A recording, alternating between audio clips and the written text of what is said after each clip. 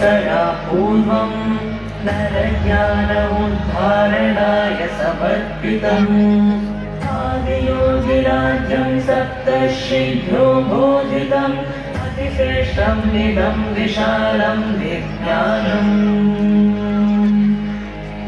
आदियोगिनं प्रणमाम्यहम् आदियोगिनं प्रणमाम्यहम्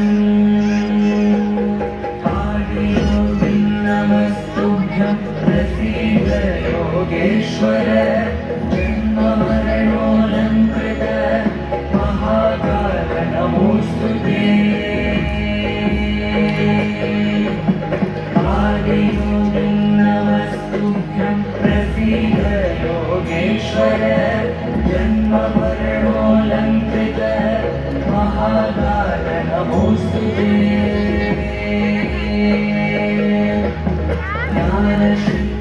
ज्ञानशृङ्गवृषारूढं प्रचण्डं विश्वेश्वरं जटाजूटं भस्माङ्गम् आदियोगिनं प्रणमाम्यहम्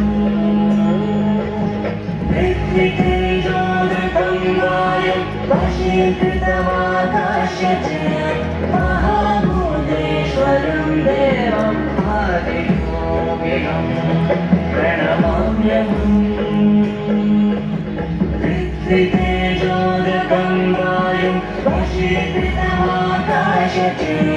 महाभूतेश्वरं देवम्